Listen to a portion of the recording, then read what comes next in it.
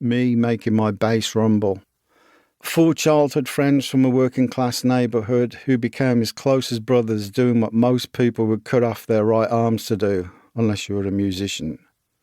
4 dreamers who were written off from the start, sticking it to the critics and driving millions of fans crazy. That's why every time I went on stage, right down to the very last gig, I was still that happy kid from the black and white photo. Despite all the aggravation that came with it, there was still no better way to make a living. I bet you can't think of one. Rocket engines burning fuel so fast, up into the night sky they blast. That's Black Sabbath to a T, although only a madman would have predicted the fuel would last as long as it did. 1. All the Sevens. Aston. When I was 6, circa 1955, I had a visit from the future. There I was, tucked up in bed, when I was awoken by a strange glow. I opened my eyes and saw a spinning sphere hovering right above my head. Now from darkness there springs light. I stared into the sphere and saw a man on a stage. He had long hair, silver boots, and was playing a guitar. The only stage I'd ever seen was at school, and that was used for nativity plays. I had no idea what a guitar looked like, let alone a guitar being played by a man with long hair and silver boots. We didn't have a television in those days, and newspapers in England weren't exactly full of pop stars.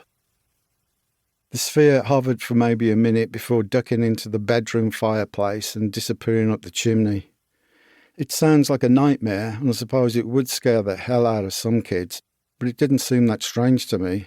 It didn't take me long to go back to sleep.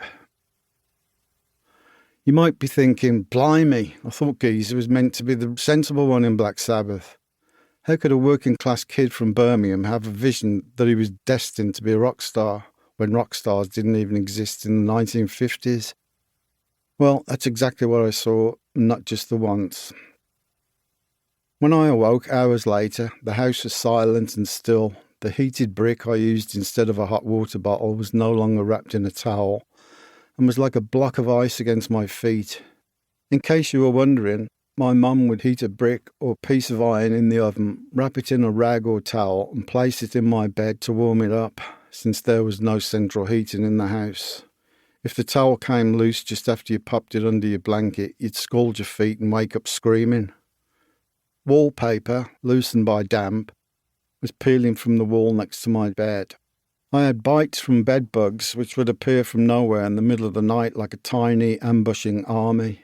Whenever I squashed one, my blood would splash against the wall, and we were constantly battling those little bleeders with an insecticide called Flit, which probably did us more harm than them.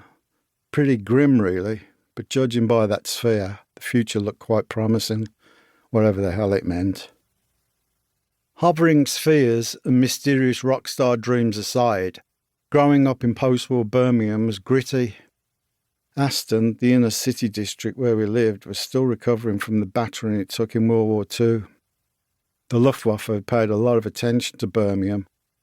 Our house, 88 Victoria Road, was a few miles from the big Spitfire factory in Castle Bromwich, as well as the ICI and Kinnock factories where chemicals and ammunition were manufactured. One bomb damaged the roof of our house, but that was a lucky escape. It landed on the corner of Victoria Road, obliterating 2 houses and a shop. I was born in the front bedroom of that house on July the 17th, 1949. In that same bedroom 20 years later, I'd wake up with the lyrics and bass riff for Behind the Wall of Sleep rolling around my head. That song ended up on Black Sabbath's first album. I was the 7th child of a 7th child, born on the 17th day of the 7th month, 1949, at 7 minutes to midnight. The day after I arrived, my sister Eileen tried to throw me out of the bedroom window. She was 5 and had been the baby of the family until then, so it was a fit of jealous rage. God knows what she might have done if Mum had had any more. My father James and mother Mary were originally from Dublin, Ireland, where my sister Maura and brothers James and Patrick were also born. My eldest sister Sheila was born in Aldershot, where Dad had been stationed with the British Army, while Eileen and my brother Peter were born in Aston, like me. Dad ran away from home when he was 15.